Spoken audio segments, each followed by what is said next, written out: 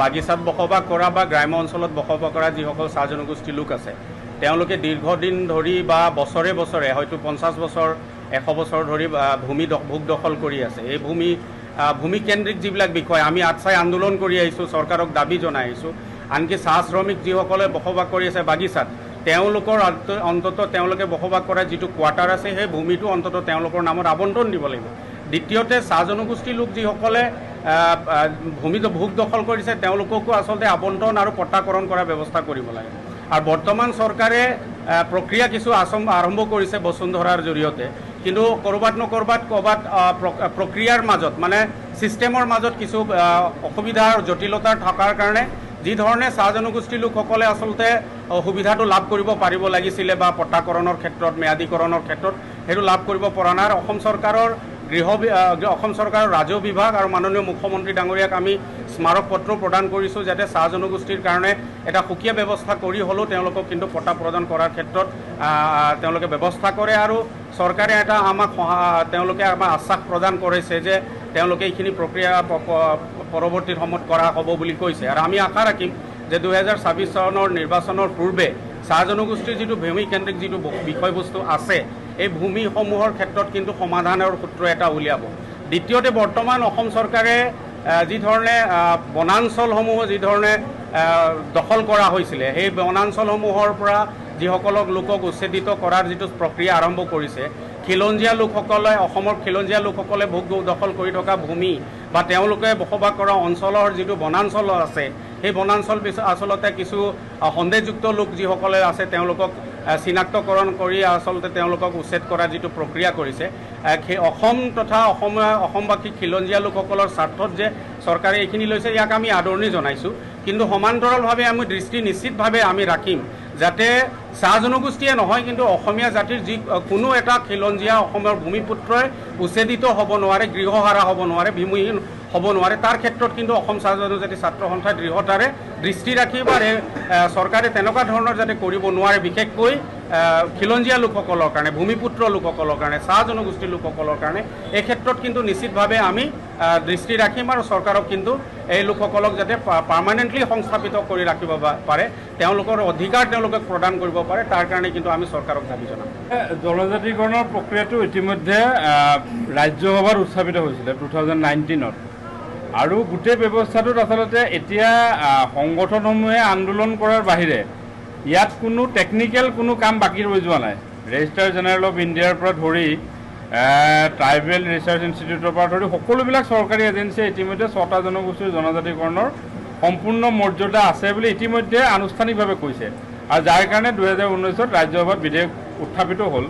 এতিয়া গোটেই কথাটো হৈছে যে চৰকাৰখনে চাহ জনগোষ্ঠীৰ ক্ষেত্ৰত কৈছিলে যে 2005-ত যিটো ৰিজলিউশ্যন আছাম এছেম্বলিৰ তাতে কোৱা হৈছিলে যে আমাৰ 96টা জাতিৰ ভিতৰত 36ক ST কৰিব আৰু বাকীসকলক SC কৰিব। আৰু যিটোক লৈ আচলতে জনগোষ্ঠীটোৰ মাজত ঐক্যমতত উপনীত হোৱাৰ ক্ষেত্ৰত কিছু অসুবিধা আছে, কাৰণ এটা জনগোষ্ঠী দুটা ভাগত বিভক্ত হ'লে আমি ৰাজনৈতিকভাৱে ইয়াত কিমান সুৰক্ষিত হৈ থাকিম নাইবা আমাৰ অস্তিত্বৰ প্ৰশ্ন উত্থাপিত হ'ব। যিবিলাক কথাক লৈ আমি বিভিন্ন সময়ত চৰকাৰক স্পষ্টভাৱে জনাইছোঁ 36টা জনগোষ্ঠীক জনজাতিকৰণ চৰকাৰে কৰক, সমান্তৰালভাৱে কিন্তু বাকীসকলকো কৰিব লাগিব, যিটো আমাৰ মুকলি কথা। আৰু 6টা জনগোষ্ঠীৰ লগত চৰকাৰৰ শেহতীয়া যিটো কথা আছিল, চৰকাৰে কৈছিলে যে এক্সিষ্টিং ST-সকল যাতে ক্ষুণ্ণ নহয়, তেওঁলোকৰ লগত জনজাতিকৰণৰ দাবী কৰা সংগঠন আৰু এক্সিষ্টিং যিসকল ST আছে সেই ট্ৰাইবেল অৰ্গেনাইজেশ্যনৰ লগত এটা আনুষ্ঠানিক বৈঠক হ'ব য'ত মধ্যস্থতা কৰিব অসম চৰকাৰে। আৰু সেই বৈঠকখন আজিলৈকে হোৱা নাই। আৰু যিটোভাৱে মই নিশ্চিতভাৱে ভাবোঁ যে 2026-ৰ আগত চৰকাৰখনে যদি নিজৰ সিদ্ধান্ত স্পষ্ট নকৰে তো নিশ্চিতভাৱে 6টা জনগোষ্ঠী সংগঠনে ঐক্যবদ্ধভাৱে এই বিষয়ত আমি নিশ্চিতভাৱে আন্দোলনমুখী সিদ্ধান্ত আমি ল'ম। আজি অসম চাহ জনজাতি ছাত্ৰ সন্থাৰ যোৰহাট জিলা সমিতিয়ে অনুষ্ঠিত কৰা বিশেষ সাধাৰণ সভা আৰু ইয়াতে আমি যি সংবাদমেলৰ আয়োজন কৰিছিলোঁ ইয়াত উপস্থিত থকা সন্মানীয় মৰিয়নিৰ বিভিন্ন নিউজ চেনেল, বাতৰি কাকতৰ সন্মানীয় সাংবাদিকসকল সকলোকে আন্তৰিক ধন্যবাদ জ্ঞাপন কৰিছোঁ আমাৰ আমন্ত্ৰণ ক্ৰমে ইয়াত উপস্থিত হোৱাৰ কাৰণে। অসম চাহ জনজাতি ছাত্ৰ সন্থাৰ 49তম কেন্দ্ৰীয় দ্বিবাৰ্ষিক অধিৱেশন আমি আগন্তুক 10, 11, 12 অক্টোবৰ তাৰিখে মৰিয়নি মহাবিদ্যালয়ৰ খেলপথাৰত অনুষ্ঠিত কৰিবৰ কাৰণে ইতিমধ্যে এক সিদ্ধান্তত উপনীত হৈছিলোঁ। যোৱা 4 জুলাই তাৰিখে শোণিতপুৰ জিলাৰ জনজাতীয় যি গেষ্ট হাউচ তাতে আমি এক কাৰ্যনিৰ্বাহকত মিলিত হৈছিলোঁ অসম চাহ জনজাতি ছাত্ৰ সন্থাৰ কেন্দ্ৰীয় সমিতি, আৰু উক্ত কাৰ্যনিৰ্বাহকতে আমি সিদ্ধান্ত লৈছিলোঁ অসম চাহ জনজাতি ছাত্ৰ সন্থাৰ 49তম কেন্দ্ৰীয় দ্বিবাৰ্ষিক সাধাৰণ অধিৱেশন 2025 বৰ্ষৰ 10, 11, 12 অক্টোবৰত অনুষ্ঠিত কৰাৰ, আৰু আজি যোৰহাট জিলা সমিতিৰ বিশেষ সাধাৰণ সভা উক্ত অধিৱেশনৰ প্ৰস্তুতি সন্দৰ্ভত আজি অনুষ্ঠিত কৰা হৈছিল। আমাৰ কেন্দ্ৰীয় সমিতিৰ অসমৰ বিভিন্ন জিলাৰ আৰু শাখাৰ পৰা প্ৰতিনিধিত্ব কৰা কেন্দ্ৰীয় বিষয়ববীয়াসকল, লগতে আটছাৰ সাধাৰণ সম্পাদকে প্ৰমুখ কৰি সকলোবিলাক কেন্দ্ৰীয় বিষয়ববীয়া আমি আজি একেলগে ইয়াত মিলিত হৈ আগন্তুক অধিৱেশনৰ সন্দৰ্ভত আলোচনা হ'ল। বৰ্তমান অসম চাহ জনজাতি ছাত্ৰ সন্থাত আমাৰ 55টা শাখা আৰু 14খন জিলা সমিতিয়ে অসম চাহ জনজাতি ছাত্ৰ সন্থাৰ বিভিন্ন জিলা বিভিন্ন শাখা পৰ্যায়ত কাৰ্যনিৰ্বাহ কৰি আছে। আপোনালোকে সকলোৱে জানে যে 1947 চনত অসম চাহ জনজাতি ছাত্ৰ সন্থা আমাৰ জনগোষ্ঠীটোৰ লগতে অসমৰ এগৰাকী স্বনামধন্য ব্যক্তি চাইমন সিং সৰদেৱ আৰু সন্তোষ কুমাৰ তপ্নদেৱৰ নেতৃত্বত 1947 চনৰ 28 ডিচেম্বৰত অসম চাহ জনজাতি ছাত্ৰ সন্থাৰ জন্ম হৈছিলে, আৰু তাৰ পৰৱৰ্তী পৰ্যায়ত এইটো 19তম অধিৱেশন কেন্দ্ৰীয় অধিৱেশন আমি অনুষ্ঠিত কৰিবলৈ গৈছোঁ।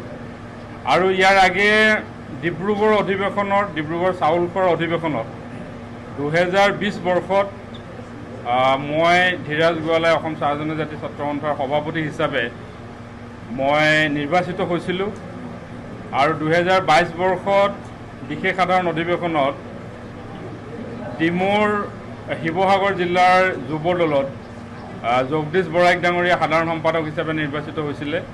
আৰু তাৰ পৰৱৰ্তী সময়ত আমি 2025 বৰ্ষলৈকে সেইখন সমিতি আমি কাৰ্যভাৰ চলাই গৈছিলোঁ। যিহেতু আমি সংগঠনৰ নতুন প্ৰজন্মক, সঁচা অৰ্থত ক'বলৈ গ'লে অসম চাহ জনজাতি ছাত্ৰ সন্থাত বহুত সংখ্যক চাহ জনগোষ্ঠীৰ যুৱক ইয়াত এই সংগঠনৰ লগত জড়িত হৈ আছে, আৰু বৰ্তমান সময়ত চাহ বাগিচাত শিক্ষিতৰ হাৰ বাঢ়িছে। সন্থাটোত বৰ্তমান সময়ত বহু উচ্চ শিক্ষিত যুৱক এই সন্থাৰ লগত জড়িত হৈ আহিছে, আৰু তেখেতসকলক যাতে এটা পৰ্যায়ত আগবাঢ়ি তেওঁলোক যাব পাৰে, সংগঠনটোক নতুন প্ৰজন্মই যাতে সংগঠনটোৰ আঁকোৱালি লয়, তাৰ ওপৰত লক্ষ্য ৰাখিয়ে আমি 2025 বৰ্ষত অধিৱেশনৰ সিদ্ধান্ত ল'লোঁ, আৰু আশা কৰিছোঁ এই অধিৱেশন অত্যন্ত সুন্দৰভাৱে জাকজমকীয়াকৈ আমি উদযাপন কৰিম। 2025 বৰ্ষৰ 10, 11, 12 অক্টোবৰৰ অধিৱেশনৰ লগত চাহ জনজাতি মহিলা সমিতিৰো কেন্দ্ৰীয় অধিৱেশন একেলগে অনুষ্ঠিত হ'ব। আমাৰ এই অধিৱেশনত সকলোৱে জ্ঞাত যে অসমৰ বিভিন্ন জাতি জনগোষ্ঠীৰ নেতৃবৃন্দ ইয়াত অংশগ্ৰহণ কৰিব, আৰু লগে লগে অসমৰ জাতীয় জীৱনৰ বহুকেইগৰাকী বৰেণ্য ব্যক্তিৰ লগত আমি ইতিমধ্যে যোগাযোগ কৰিছোঁ। 12 তাৰিখৰ সাংস্কৃতিক সন্ধিয়াত ইতিমধ্যে অসমৰ আমাৰ সকলোৰে অসমৰ যুৱ প্ৰজন্মৰ হাৰ্টথ্ৰব জুবিন গাৰ্গ ডাঙৰীয়া উপস্থিত থাকিব বুলি ইতিমধ্যে আমাক তেওঁ সন্মতি প্ৰদান কৰিছে। এতিয়ালৈকে ফাইনেল হোৱা নাই সিদ্ধান্ত, জনাব আপুনি।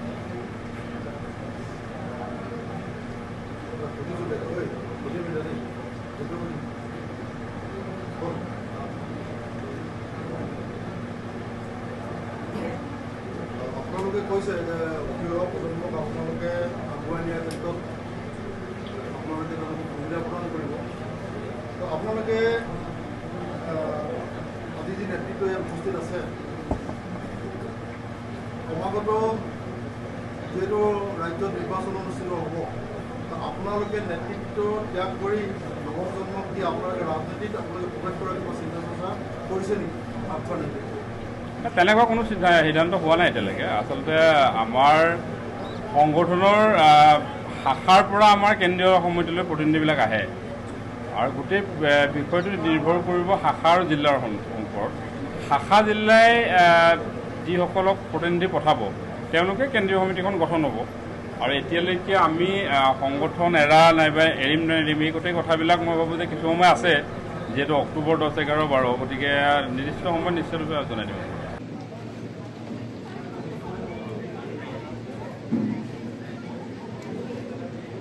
যিকোনো খবৰৰ বাবে যোগাযোগ কৰক 7099017330 লগতে 7099017110 নম্বৰত।